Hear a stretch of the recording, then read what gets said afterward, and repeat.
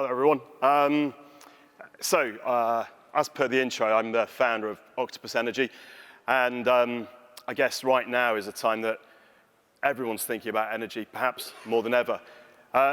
Very briefly, I should tell you about Octopus, just because if you know us, you may not, it may be the tip of the iceberg, but Octopus currently serves 3.5 million-ish customers here in the UK. That's pending whether or not we acquire Bulb, which would take it to 5. But we're present in 14 countries. We've got £5 billion worth of generation, and that's only half our business. The other half is technology, where we've created technology we export around the world, and is responsible for about half the valuation of our business. And I think just to highlight the opportunity in the world of energy, we've raised over £1 billion, initially from UK investors and now from some of the biggest energy and fund investors globally. And the reason they've backed us is fundamentally, energy is this kind of $2 trillion snow globe that's about to be shaken. In fact, the shaking has already begun. And I don't mean the crisis, at least not the energy crisis. But countries around the world are increasingly working out how do they tackle climate change, and changing the energy system is a critical part of that. But I'm not here to talk about climate change. I guess you might expect someone from a renewable energy background, if they're going to quote Margaret Thatcher, to talk about her famous speech to the UN General Assembly. But I'm not. I'm actually thinking about when Margaret Thatcher showed Mikhail Gorbachev around London in 1980, and he saw the shops were plentiful and there were no queues.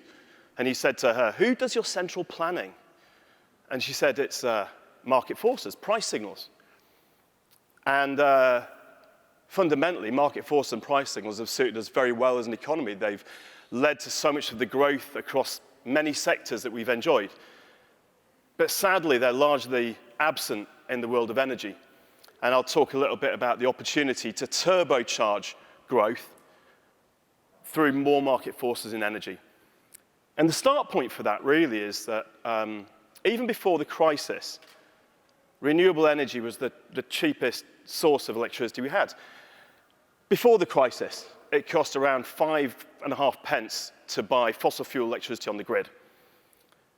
And the cheapest renewables going in today are at 3.2 pence, i.e., even before the crisis. Crisis aside, we as a society, not just the UK, but around the world, have built enough renewables. We've driven the cost down to the point it is absolutely, unarguably cheaper to consume electricity from renewables than it is from fossil fuels.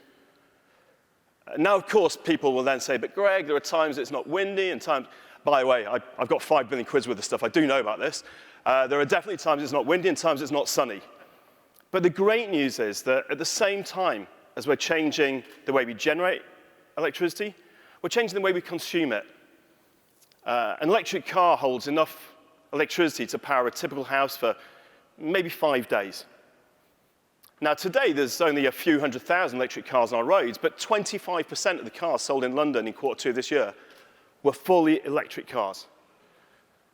Within the decade, there'll be maybe 6 million electric cars. I mean, by the way, estimates vary. You can choose 4 million or 8 million. There will be a lot of electric cars sitting on driveways, and within maybe 15 years, pretty much every driveway that today has an internal combustion car will have an electric car. And by the way, that's not going to be driven by government policy. It's because fundamentally electric cars are better experiences for drivers and owners. My first electric car, I owned it for 3 or 4 years. The total consumption, the total service bill was 120 quid. There's just not so much to go wrong. So as electric cars start to dominate, and by the way, of course today they're expensive cars, typically because there's no second-hand market. We've got supply chain issues in every sector, and the market's not yet to scale, but the costs are plummeting. A decade ago, an electric car was a 2-seater for £109,000. Today, cars are coming down to sort of 20-ish thousand pounds for a sedan, a 5-seat car, and they're plummeting. So over the next 10 or 15 years, we're going to have this enormous well of batteries sitting on people's driveways. What that means is that when it's windy, we can charge the cars, and when it's sunny, we can charge the cars. And we don't need to worry as much about intermittency as we did in the world where effectively electricity was about making sure your lights came on in the evening. Now that's cars. And by the way, I should say, the average UK commute is about 9 miles. So if your car's got a 200 or 300 mile range, you don't need to charge it every day. With artificial intelligence, what we're able to do is start matching the times and locations that we're getting cheap energy generation with the electric cars. So if it's not going to be windy for a couple of days, the cars that don't need charging can just sit there not getting charged, and then we'll charge them when it's windy. It's incredibly simple. It's just not like for like with the world we're used to. But like for like thinking, incumbency thinking is what held back so many organizations. Why did Nokia not invent the iPhone? Well, they did. It's just that they thought that a phone needed a battery that lasted a week. Whereas what Apple worked out was actually, if you gave people a good enough phone, they're happy to charge it every day, or I don't know if you're like me, but leave it on charge pretty much all the time. So what we need to do is understand that if we're going to move, we're going to make the most of the cheapest energy we've ever had as a society, and it's going to get cheaper every year, we're just going to be using it different. And it doesn't mean that you're not able to turn your lights on when you want. Lights use no electricity. A light uses 3 watts. An electric car uses 7,000, all right? So that's the orders of magnitude we're playing with. Obviously, the other thing we've got to do is start thinking about how we heat our homes. And there's this hilarious debate at the moment about heat pumps versus hydrogen. As soon as you start electrifying things and you look at what you can do with electricity, you look at electric heat pumps. An electric heat pump turns 1 kilowatt hour of electricity into 3 kilowatt hours of heat. It's magic. A gas boiler or a hydrogen boiler will turn 1 kilowatt hour of fuel into less than a kilowatt hour of heat. Electrifying heating enables us to make the most of this phenomenal efficiency. And once we start electrifying everything, we can do things no one's ever thought of before. Octopus this year announced a collaboration with an innovative home building company. It was the most effective announcement we've ever made.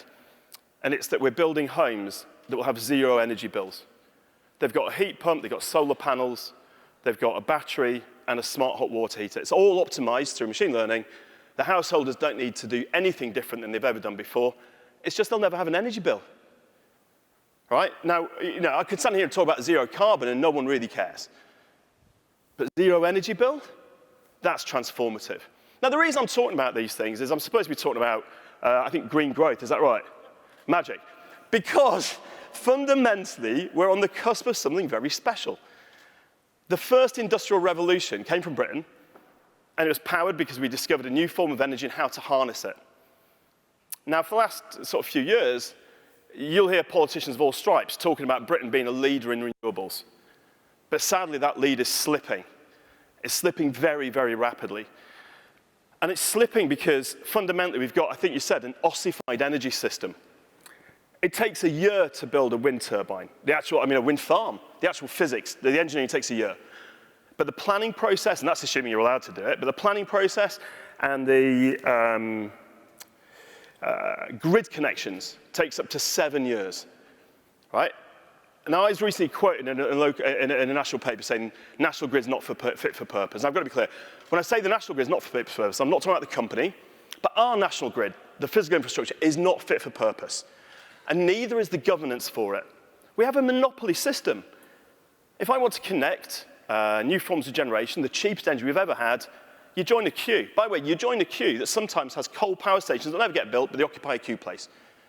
And if the grid won't connect you, if they tell you it's going to be a few million quid and however many years, or they won't do it at all, you've got nowhere else to go.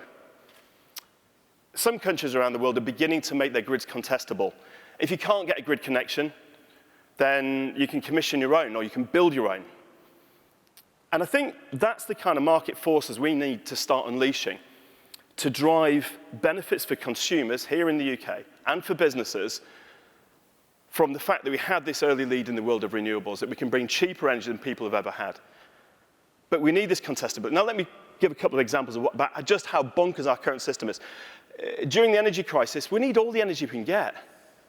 And yet when it's windy in Scotland, we turn off the wind farms and we pay hundreds of millions for the privilege because our grid isn't capable of bringing that electricity to England where the consumption is. And we're not giving Scottish people cheap power to make the most of it. There's no price signals, there's no market forces, and there's no access to change this infrastructure at the pace that we need. There are whole swathes of West London that are being told they've got restricted development for the next decade on housing, data centers, and warehouses because we don't have the grid capacity. I mean, how can we not have seen that West London might enjoy some economic growth? All right? So we have this, and by the way, all that offshore wind we're building, we don't yet have the grid connections to bring it onshore. All right? So wherever you look, we're held back by this insufficient, out-of-date governance for critical infrastructure. And the reason this really matters is if the first industrial revolution unleashed growth, and we're enjoying the benefits of that today, because of its access to cheap energy. We've now got access to cheaper energy than that. It'll get cheaper every year. The technology of renewables keeps bringing costs down. The ways in which we can use it are bringing costs down. But if we can't bring this to market, first of all, Britain will fall behind other countries. British consumers and businesses won't get access to what they get elsewhere. Secondly, we miss the opportunity to genuinely be a global leader, to build the businesses that understand how to deliver this to countries around the world. We've got them today, but we're rapidly losing our advantage. So I guess for me, what I want to say is cheaper energy that gets cheaper every year. The technologies that enable people to make the most of it with electric vehicles, electric heat pumps, homes that don't have energy bills, the companies that can build the technology that the rest of the world needs for this could all be born here in the UK. And we could drive employment and growth here, export it around the world. Or if we're not careful, we could be the laggards, the ones who kind of get there. It's all going to happen eventually. It's just, do we lead and benefit, or do we hold our feet back? Hold back? And I guess for me, the best bit of this was a joke. Forgive me, someone from the IMF told a brilliant joke about this, right, which is a surprise. But she said, look, she was Israeli, so her example was Moses. She said, God said to Moses, I've got good news and bad news. Which do you want? And Moses said, look, just give me the good news. I need some good news. And God said, you can wave your hand, part the sea, and your people can walk to safety. And Moses was like, I mean, that's such good news. Nothing could be bad after that. And God said, but first you must do an environmental impact assessment. Yeah, thank you.